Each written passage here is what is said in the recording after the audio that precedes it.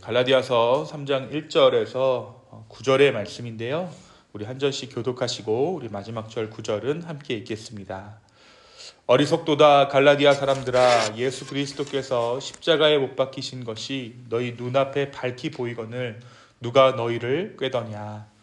내가 너희에게 다만 이것을 알렸니. 너희가 성령을 받은 것이 율법의 행위로냐 혹은 듣고 믿음으로냐.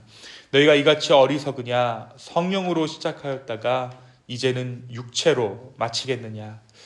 너희가 이같이 많은 괴로움을 헛되이 받았느냐. 과연 헛되냐. 너희에게 성령을 주시고 너희 가운데서 능력을 행하시는 이의 일이 율법의 행위에서냐 혹은 듣고 믿음에서냐. 아브라함이 하나님을 믿음에 그것을 그에게 의로 정하셨다함과 같으니라. 그런즉 믿음으로 말미암은 자들은 아브라함의 자손인 줄 알지어다. 또 하나님이 이방을 믿음으로 말미암아 의로 정하실 것을 성경이 미리 알고 먼저 하나님께 복음을 전하되 모든 이방인이 너로 말미암아 복을 받으리라 하였느니라고 함께 읽습니다. 그러므로 믿음으로 말미암은 자는 믿음이 있는 아브라함과 함께 복을 받느니라. 아멘. 2026년을 맞아서 우리 새벽 예배로 함께 모여 말씀을 함께 묵상하고 있는데요. 첫째 날, 둘째 날은 에베소서 말씀, 그리고 셋째 날부터는 우리 갈라디아서 말씀을 함께 나누고 있습니다. 그 중에 이제 어제 말씀이었죠. 갈라디아서 2장 15절에서 21절의 말씀이 복음의 정수라고 할 수 있는 말씀이었어요. 사람이 하나님 앞에서 의롭다 하심을 얻은 것은 율법의 행위로 말미암은 것이 아니라 오직 예수 그리스도를 믿는 믿음으로 된다라는 그 선언. 그리고 바울이 어떤 선언을 합니까? 이제는 내가 사는 것이 아니요 오직 그리스도께서 사신다라는 고백을 바울이 하게 됩니다. 이 고백이 복음이 무엇인지, 그리고 신앙의 중심을 어디에 두어야 하는지를 분명히 보여주는 말씀이라고 할 수 있습니다. 그런데 오늘 우리가 이어서 묵상하는 이 갈라디아서 3장은 그 복음의 선언이 어떤 단지 우리의 관념상에서 머릿속에서 정리되는 것으로 끝나는 것이 아니라 실제 교회의 삶 가운데 얼마나 치열하게 지켜져야 하는 가치인가. 이 복음이라는 것이 얼마나 치열한 내 삶의 고뇌이고 내 안에서 일어나는 정말 이 영적 전투의 현장이며, 그뿐만 아니라 이 교회 가운데서 이 얼마나 많은 요소들이 복음을 훔쳐가려고 하는지, 참 많은 일들을 통해서, 여러 관계들을 통해서 사단이 호시탐탐 이 복음을 복음되지 못하게 한다는 것이죠.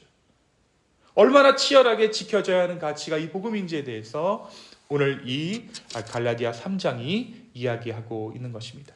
그래서 바울이요, 더 이상 어떤 신학적인 설명, 차분한 설명을 이어가지 않습니다. 그의 언어는 한층 거칠어졌고요, 호소에 가까운 질문을 갈라디아 교회 가운데 던지고 있는 것이죠. 특별히 오늘 저와 여러분이 읽은 갈라디아서 3장은 바울의 어조가 눈에 띄게 달라지는 지점입니다. 오늘 말씀이 어떻게 시작하고 있습니까? 어리석도다 갈라디아 사람들아. 어리석도다 갈라디아 사람들아.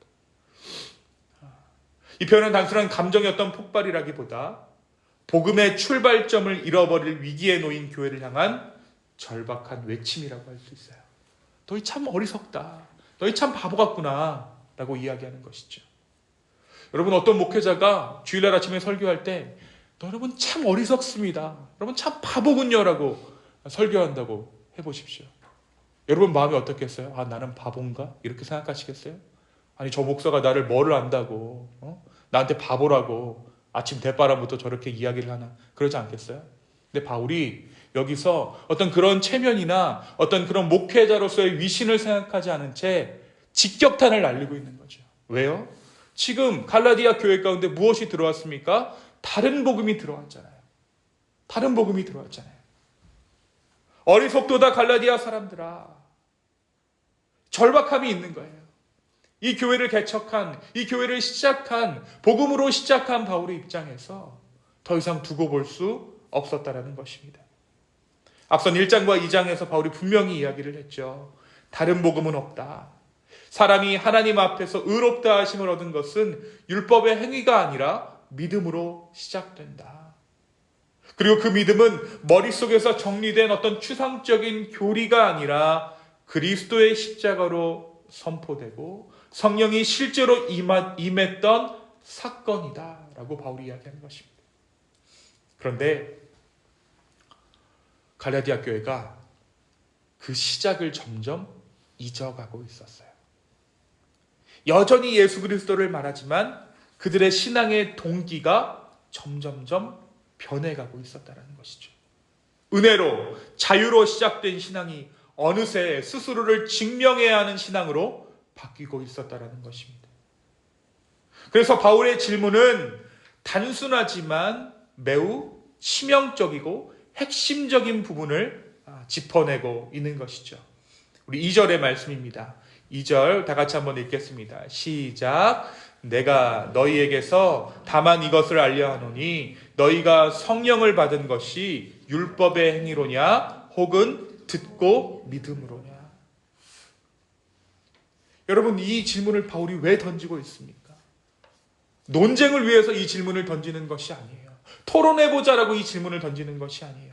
책망하고 있는 것이죠. 갈라디아 교회가 무엇에 서 있는지, 무엇 위에 서 있는지, 어떤 것에 기초를 두고 있는지, 그리고 무엇으로 갈라디아 교인들 너희들의 신앙을 지탱하고 있는지 정면으로 드러내고 있는 질문이 바로 2절의 질문입니다. 너희가 성령을 받은 것이 율법의 행위로냐 혹은 듣고 믿음으로냐. 너희가 무엇을 해서 성령을 받은 것이 아니다라는 거죠. 단순히 너희가 복음을 들었을 때 성령이 너희 가운데 임했다라고 바울이 이야기하는 것입니다. 그래서 바울은 교회 성도들에게 더 많은 규칙을, 어떤 영적인 원리를, 교리를 설명하지 않습니다. 대신 그들의 기억을 소환하는 거예요. 바울은 그들이 성령을 받았던 때가 언제였는지, 무엇을 해낸 다음이었는지를 묻습니다. 답은 분명하죠. 그들은 율법을 배우기 전이었어요. 자, 갈라디아 교회가 어떤 사람들로 이루어진 공동체라고 말씀드렸죠? 이방인들 공동체였어요. 그러니까 이들이 이 거짓 교사들로부터, 다른 복음을 전하는 자들로부터 어떤 율법이라는 것을 배우기 이전에 이들은 이미 예수 그리스도를 주로 영접한 자들이었죠. 바울은 그것을 성령이 그들 가운데 임한 사건으로 보는 것입니다. 성령 없이는 그리스도를 주라 고백할 수 없는데 너희가 예수를 주로 고백하였지 않느냐. 율법을 알기도 전에 너희가 예수 그리스도를 주로 고백하였지 않느냐. 할례를 고민하기 이전에 그리스도가 십자가에 못 박히신 분으로 선포되었을 때 너희가 이미 성령을 경험했다라고 바울이 선포하는 것이죠. 기억을 소환하고 있는 것입니다. 여기서 말하는, 바울이 말하는 성령이란 하나님께서 새 시대를 열었다는 표지입니다. 하나님의 백성으로 받아들여졌다는 분명한 증거였어요. 그런데 갈라디아 교회가 이제 와서 다시 묻고 있었던 거예요. 우리가 정말 하나님의 백성이 맞을까? 뭔가 우리가 무언가를 좀 다시 우리의 행위로 해야 하는 것은 아닐까? 그래서 바울이 단호하게 말합니다. 성령으로 시작한 삶을 인간의 노력과 자격으로 완성하려는 시도 자체가 문제라는 것이죠. 시작이 무엇으로 됐습니까? 성령으로 됐어요. 그 완성이 무엇으로 될까요? 완성도 성령으로 된다는 거예요. 그리고 바울은 이 논증을 더 깊이 밀어붙이기 위해 아주 오래전 인물 한 사람을 소환합니다. 믿음에 관해서는 그 누구도 이견을 제시할 수 없는 인물, 심지어 유대인들조차도 건드릴 수 없는 한 사람을 소환한 거예요. 그것이 누구입니까? 아브라함이에요. 믿음의 조상이라고 불리우는 아브라함이죠. 유대인들조차 아브라함은 언터처블이에요. 건드릴 수 없는 인물입니다. 자, 이 아브라함이 의롭다 하심을 받은 것은, 의롭다함을 받은 것은 할례 이후가 아니었다라는 거예요. 어떤 관계가 형성되고 아브라함이 무언가를 해서 의롭다함을 받은 것이 아니라 그가 의롭다함을 받은 것은 하나님의 약속을 믿었을 바로 그때 아브라함이 의롭다함을 받았다. 율법이 채 생기기도 전에 그는 의롭다함을 받았다라는 것이죠. 즉 아브라함의 진정한 후손이란 혈통이나 율법으로 구분되는 사람들이 아니라 아브라함처럼 하나님께 자신을 맡기는 사람들, 바로 그들이 진정한 아브라함의 후손이다라고 이야기하고 있는 것입니다. 여러분, 그래서요, 믿음은 성취가 아니라 의존의 방향입니다. 나 자신을 붙드는 삶에서, 하나님 이외의 것들을 붙드는 삶에서 하나님만을 붙드는 삶으로 삶의 방향을 바꾸는 것, 그것이 믿음이에요. 여러분, 오늘 이 아침 우리가 기도하러 왔잖아요. 근데 우리가 기도할 때 어떻습니까? 하나님을 설득하기 위해 이곳에 온 것이 아니죠. 하나님 내 상황을 아시잖아요. 그러니까 하나님께서 내 뜻대로 좀 움직여 주셔야 되지 않겠어요? 하나님을 설득하기 위해 이곳 가운데 나온 것이 아니라 우리가 어떠한 마음으로 이 자리 가운데 나왔으니까 2026년의 상황을, 2026년의 모든 일들을 주님께 내어 맡기는 심정으로 오늘 이 아침에 저와 여러분이 나온 것이죠. 그렇죠? 하나님, 내 삶을 주님이 인도하시는 방향으로 인도해 주십시오. 바로 그것이 오늘 이 아침에 우리가 믿음으로 드려야 할 마땅한 고백이라는 것이죠.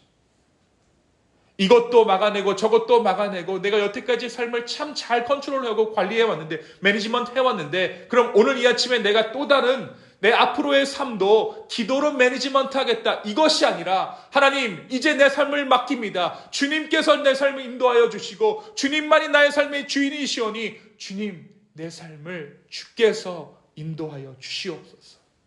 바로 그 고백을 가지고 오늘 저와 여러분이 이 자리에 나온 것입니다. 그것을 무엇이라고 한다고요? 믿음이라고 한다고요. 성령께서 시작하신 내 신앙생활, 이제 다른 것으로 내가 의지하지 아니하고 성령으로 마무리하기를 원합니다. 처음도 성령이요, 끝도 신학이요, 성령이요. 처음도 복음이요, 끝도 복음이요. 주님, 내 삶을 인도하여 주십시오. 자, 그렇다면 이 믿음은 개인의 내면에서만 머무르는 문제일까요? 바울의 대답은 분명합니다. 아니다라는 것이죠. 누가 믿음의 사람인가? 어떤 것이 믿음인가? 라는 질문은 곧 누가 하나님의 백성인가? 라는 질문으로 이어지겠죠. 다시 말해, 믿음에 대한 정의가 바뀌면 공동체의 경계도 함께 바뀌게 됩니다. 그래서 이 갈라디아서 3장 1절부터 9절은 개인이 어떻게 구원받는가에 대한 설명에서 멈추지 않아요.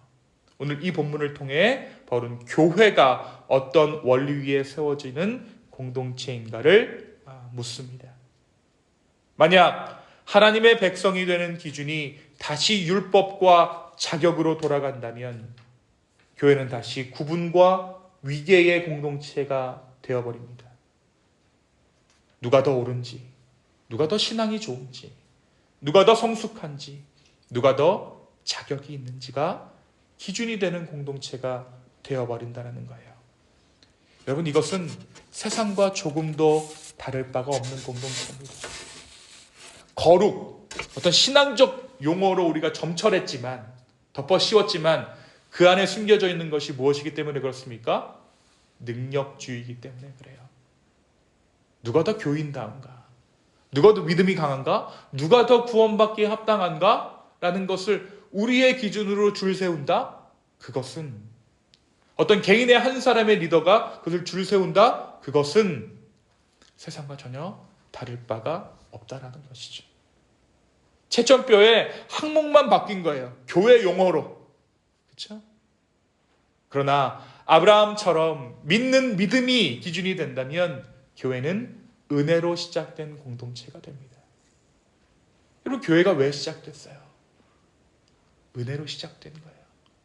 이 기쁨의 교회가 이 자리 가운데, 이 지역 가운데 어떻게 존재하게 됐습니까?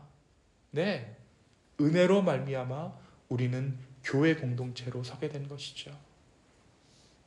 모두가 동일하게 아무것도 증명하지 않은 자리에서 성령을 받았음을 알기 때문에 서로를 비교하기보다 겸손해지고 배제하기보다 받아들이며 자유롭게 자라갈 수 있는 공동체가 되는 줄로 믿습니다. 이것이 바로 바울이 갈라디아서에서 그리고 오늘 본문 가운데 보여주고자 하는 교회의 모습입니다. 사랑하는 여러분, 바울은 끝까지 묻고 있는 거예요. 어떻게 시작됐지? 누가 시작했지? 너의 신앙 어떻게 시작됐지? 누가 시작했지? 이 질문을 기억하는 한 우리는 나 자신을 그리고 우리의 공동체를 다시 율법과 자기 공로의 유혹 속으로 밀어넣지 않을 수 있습니다. 출발점을 기억하는 공동체는 스스로를 증명하게 애쓰기보다 하나님께서 이미 시작하신 일을 신뢰하며 살아갈 수 있기 때문입니다. 사랑하는 성도 여러분, 신앙이 흔들릴 때, 내 삶 가운데 위기가 닥쳐올 때 우리는 종종 더 복잡한 해답을 찾으려고 합니다. 내가 작정하고 며칠간은 기도해 봐야겠다. 내가 작정하고 무언가를 좀 해봐야겠다. 문제 해결의 실마리를 내가 여기서 찾아야겠다라고 내 나름대로 설계하고 하나님은 그 40일이나 내가 기한한 그 기한 안에 뭔가를 맞춰내야 하는 보조의 수단으로 우리가 하나님을 팍제해버린다. 그게 아니에요. 진짜 해답은 무엇이냐면 시작을 기억하는 거예요. 내가 어떻게 하나님의 자녀가 됐는가? 내가 어떻게 지금 이 기도의 자리 가운데 나올 수 있었는가? 모든 것이 은혜구나. 그리고 다시 한번 내 삶을 주님께 맡기는 것입니다. 사랑하는 성도 여러분, 신앙의 성숙은 더 많은 조건을, 더 많은 이력들을 쌓는 것이 아닙니다. 더 깊이 하나님께 의존하는 사람이 되는 것입니다. 성령으로 시작한 삶은 끝까지 성령으로 살아가야 하고, 믿음으로 시작한 삶은 끝까지 믿음으로 걸어가야 하는 줄로 믿습니다. 그 길 위에 아브라함이 있었고 갈라디아 교회가 있었으며 오늘 우리도 그 길 위에 서 있습니다. 여러분, 여러분의 신앙을 누가 시작하셨어요? 여러분의 신앙을 우리 주님께서 시작하셨어요. 그럼 여러분의 신앙의 완성을 누가 완성시키십니까? 우리 주님께서 완성시키십니다. 오늘 이 새벽 예배, 우리 특별 새벽 기도회라는 아주 거창한 이름으로 모였는데 이 특세 누가 시작하셨습니까? 우리 주님께서 하셨어요. 오늘 제가 6째 날까지 꼬박꼬박 나온 사람, 저를 비롯해 몇 명 있는데 누가 완주한 것입니까? 우리 주님이 하신 거예요. 이 새해를 시작하며 우리의 시작점을 다시 한번 생각해 봤으면 좋겠습니다. 그리고 우리의 삶의 끝점도, 지금 살아가고 있는 이 순간도 온전히 주님께 맡길 수 있는 저와 여러분 되기를 예수님의 이름으로 축원합니다. 이 시간 함께 기도하겠습니다. 주님, 신앙이라는 것이, 믿음이라는 것이 결국 주님께 맡기는 것임을 이 시간 다시 한번 고백합니다. 뭔가를 붙들어야 하기에 우리가 주님 앞에 기도하는 것이 아니라 내 삶이 처음부터 끝까지 은혜이기에 이 아침 기도합니다. 성령님, 우리 가운데 함께하여 주시고 우리 가운데 역사하여 주시옵소서. 이곳에 모인 한 사람 한 사람에게 성령께서 충만히 임하여서 우리의 시작을 기억하게 하여 주시고 다시 한번 우리의 삶을 주님께 맡길 수 있는 놀라운 은혜가, 하나님의 사랑 가운데 내 삶을 드릴 수 있는, 하나님 여전히 내 삶 가운데 끝까지 내 삶을 붙드시고 끝까지 책임지시는 그 하나님을 오늘 이 아침 만나고 돌아갈 수 있도록 성령님 역사하여 주시옵소서. 감사합니다. 모든 말씀 예수님의 이름으로 기도하였습니다. 아멘.